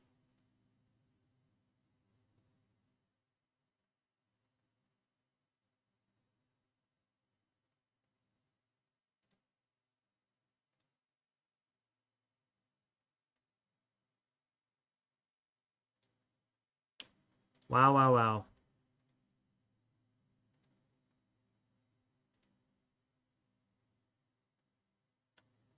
Richarlison's hurt. Okay, that makes a lot of sense as to why he was crying. I thought he was crying because he assisted him. I was like, dude, it's not that deep. McGinn is being subbed off here for Aston Villa in place of Leon Bailey. And Jacob Ramsey also being subbed off for Jaden Philogene-Bidace. And Tielemans also off for Boubacar Kamara.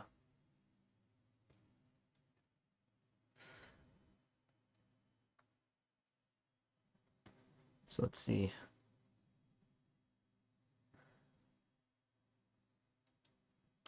$31 Bailey for McGinn. Kamara is on for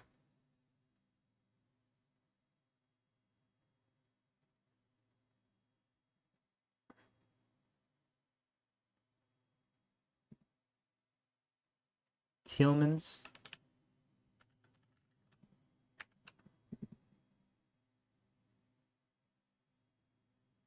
Ramsey for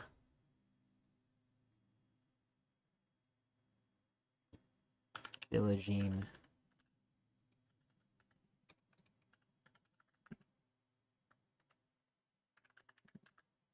Gray for Udogi, so 14 for 13.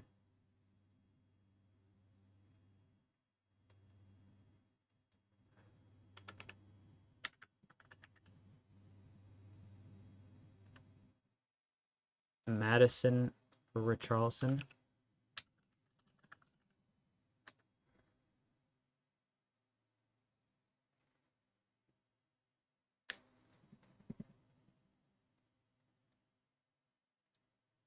Ange, I questioned you taking out Son, but now I see you knew what you were doing.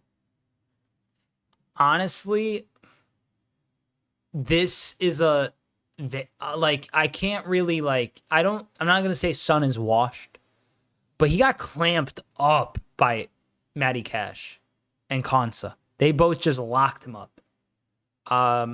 Which is, I mean, like, it's tough to say, you know, is it like a sign of his regression and just, you know,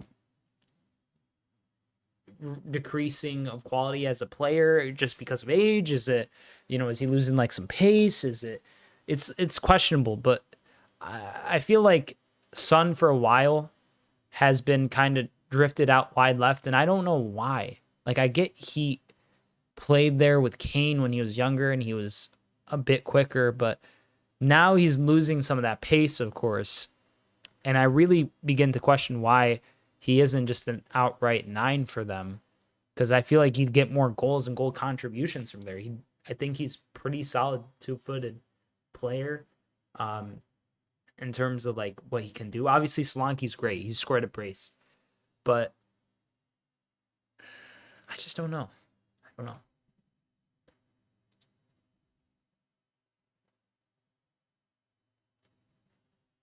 Poor Richarlison, already off.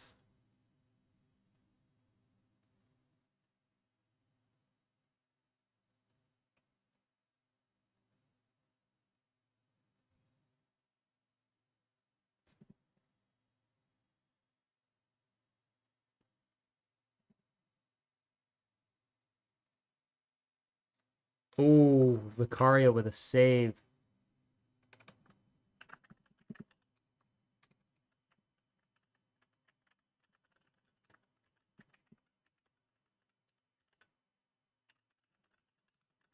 As a Liverpool fan, do you think your wins have been out of the experience of the team together as a unit, or the new manager's tactics being applied? That's an interesting question. I think it's honestly the tactics. Like, honestly, I think it's the tactics. I'm not trying to blow smoke up Arne's slot. It's behind or nothing. of course, it's a balance of the two. It's not just his tactics. But the way in which we've been playing is so different. Like if you watched yesterday, Liverpool versus Brighton, Liverpool went down 1-0, was shaky in the first half. He said after the match, Arne Slot, he would have subbed off the whole team at halftime if he could have. Because we were that bad. It was the worst half of the season under Arne Slot. And just with small switches in the way we were playing, we got the win. Obviously, the Gakpo goal was fairly fortunate, but those kind of plays continuously, like applying that pressure, it leads to goals. But I think really, the best way to kind of describe it is if you look at Trent's performance yesterday. Trent, still, there are moments where he does push forward maybe a little too much or get kind of like caught out of possession in an awkward spot, or take maybe a little too long on the ball. They're becoming less and less frequent as he kind of matures as a defender. But what he was talking about with Arne Slot that I thought was really interesting was that in training, the second week of training, he called over Trent, started training. He said, "Hey, Trent, after training, I just want to have a couple words with you. I want to show you some film." And Trent's like, "Oh God, here he's going to show me some footage of me getting, absolutely torched by, Anthony Gordon or, someone else, just like a pacey winger, or Vinicius Jr., et cetera, et cetera." What Arne Slot did do is he showed Trent these clips where he was showing him how if he just turned like his body 8 degrees this way, he'd be when making a specific tackle, he'd be at like a 35% increased chance to make a successful tackle. So it was like this huge like revelation to Trent. And I feel like there's definitely some behind the scenes elements there that like me or you, Bravodisky, just because, we're not in the nitty gritty of like the day to day of what's going on in machinations of Liverpool, but that we can't pick up on. But as the season progresses, will become, I think, more kind of synonymous with the way that Arne Slot plays. Because right now, I think he has a very, very like just straightforward kind of system of management. Like we were up 2-1, and what does he decide to do? He subs out Salah for Connor Bradley. He subs off Darwin Nunez for Endo and just shuts up shop. Klopp rarely did that. And obviously the togetherness of the squad and the similarity in which that Klopp and Slot want to play football is definitely a big help. So I think it's a mixture of both. Mostly the tactics, though. I think the tactics are really. I think there's moments where the togetherness kind of like gets us over the line, but the tactics themselves, I think, like, are helping a huge portion too. Like probably more so than togetherness. Because you don't go 11 of 12 or like 12 of 13 or 13 of 14 without some kind of like tactical mastery, like it's really something so far.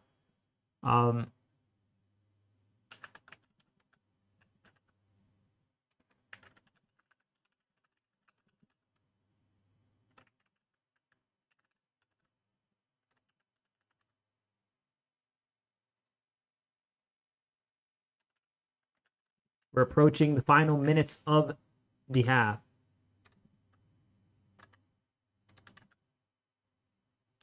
You're going to see how much stoppage time is allotted. Man United and Chelsea lineups are up as well. I'm going to quickly end this stream as soon as this is done and get ready for that one.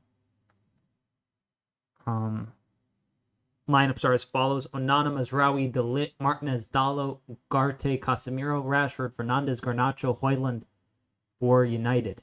And for Chelsea, Sanchez, James, Fofana, Colwell, Gusto, Caicedo, Lavia, Madueke, Palmer, Neto, and Nicholas Jackson.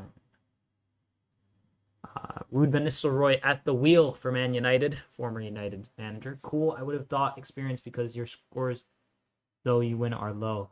I think the reason for that is genuinely this kind of like difference in philosophy to Arne Slot. Arne Slot, as opposed to wanting to press the ball every time, every opportunity, get it forward and have that be his kind of, wow, the light is going crazy, chat. What is up with this light? Eh? That's insane. The veil is shrinking. What are you gonna do? What are you gonna do? Yeah, no, I think the small discrepancy in scorelines is down to simply the fact that 10 minutes. Oh my god, bro. That's so annoying. I just want to go use the restroom before the United Chelsea game. And I mean, this will be fine, I guess, but like there's still more than enough time, but oh my god. But yeah, no, I think that is mostly due to the fact that Arne Slot doesn't want us to go 100 miles per hour every single second. Like there's moments where it's the best thing to do as opposed to attacking is to just hold on to the ball, just kind of knock it around. And he's spoken a lot about that. And you've seen, like, if you look at the goals we've conceded, besides the Konate goal was really sloppy, for sure. Not the Wolves goal that Konate made a mistake on was really sloppy. The finishes from Kadioglu and Hudson-Odoi stick out as like absolute thunderous strikes. Both had errors in the build-up for sure. That's how you. 10 minutes is insane, says Bravo Disky. Yeah, it's pretty wild. There's been a lot of injuries and a lot of subs, but like 10 is. I hate when they add like an arbitrary number like 10. Like, because none of the other games are going to get 10, ever. So now these two sides are going to have to play an extra. They played basically an extra 11 minutes across two halves. And I get like if you had 5 and 6, sure, but like at least that's a bit more manageable and understanding. Like, I don't know. But yeah, no, I think it's really a kind of philosophy of Arne Slot's, like, do as much as you need to with like to get the win with as little energy like expended, if that makes sense. That's why we get so many rotations in terms of like just random stuff like that, But so be it.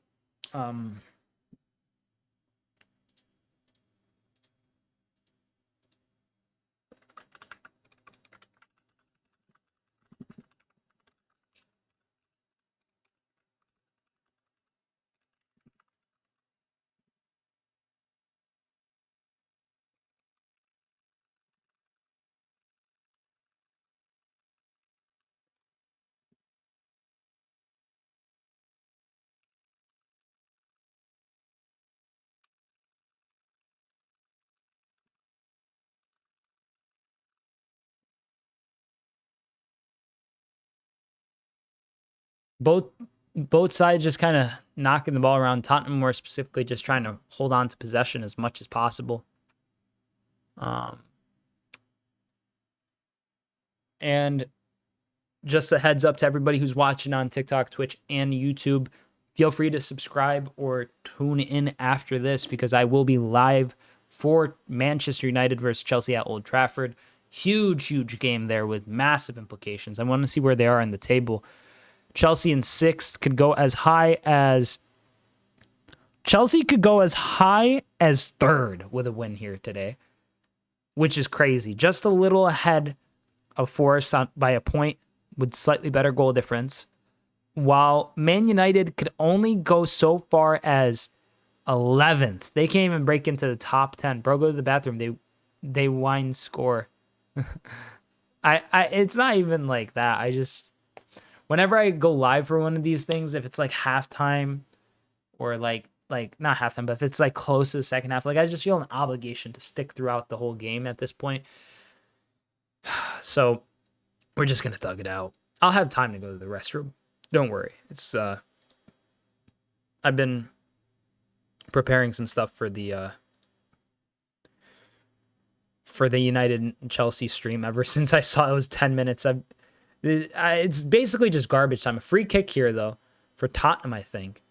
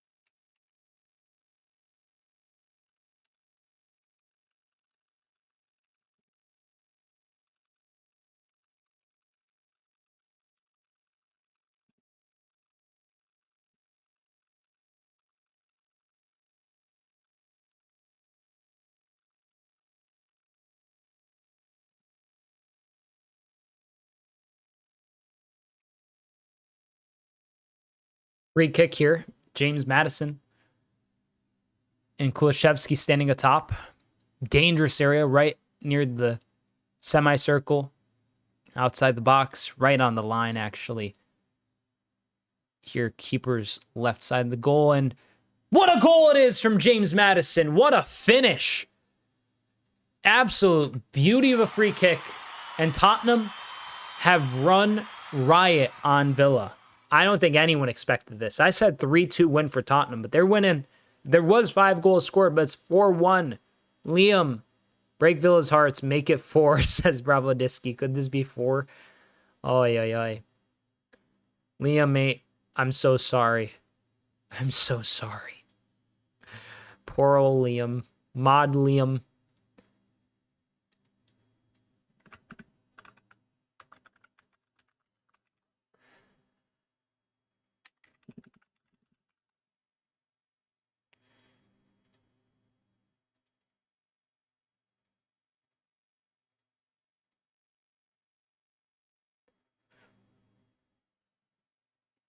It's a peach of free kick, mate. You can't, like, you could hate on it, of course. And you usually do on those, like, when it happens to your side. But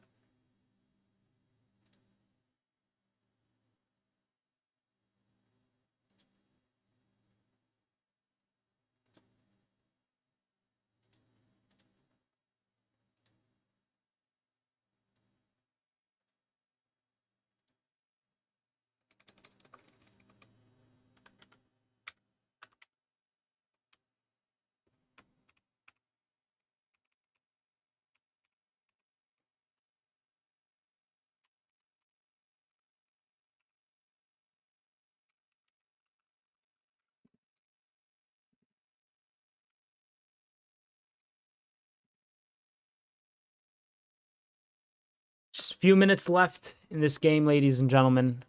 It's fizzling out. 4-1. Emery does not look thrilled. What does this mean for the table, though? Table as things stand. Villa, 10 matches played, 18 points. They might drop to 6th should Chelsea get a draw or a win. Meanwhile, Tottenham up to 7th. 10 matches played, 16 points, 11 goal difference. They've run up the goal difference count a bit here for themselves, which will be a great help. Their next match is Ipswich. Villa's next match is Liverpool. Yikes. It's at Anfield? Oy, thank God. Okay. Unai outclassed completely. It was weird. It's really a tale of two halves. It felt like Ange was missing the plot, and if, Villa got like another goal or two, it felt like it was going to be one of those matches where it was just done and dusted. But this is a total flip of the script on Villa from the first half. And obviously, Manu is the next patient, says Nairobi's diary. Yeah, Man United is next for, wait, is in the league that does Tottenham face? Let's see. Tottenham facing Galatasaray in Turkey before having to travel back home to host Ipswich. Yikes. Good luck.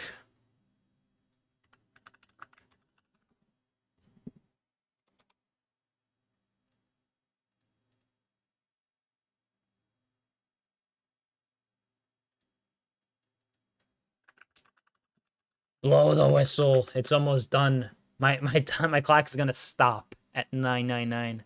Oh no, it doesn't. It goes to 100. That's like thought it did. All right, ladies and gentlemen, thank you so much for joining me for this Tottenham Aston Villa live stream. Tottenham win 4-1. Thank you so much for joining me. Hope you enjoyed. Subscribe if you're new, like if you enjoyed, and share the stream to anyone you deem worthy. Thank you so much for watching. I'm Sideline Sedo. Hope you enjoyed. Peace. Gonna get ready for that United versus Chelsea stream. So tune in for that if you so please. I'll be live for it. Just going to take a quick break. Second half was masterful, says Adrian. Great stream, bro. Check you later. See ya, Bravo Disc. Hope you're doing well, mate. Hope to see you in the stream as well.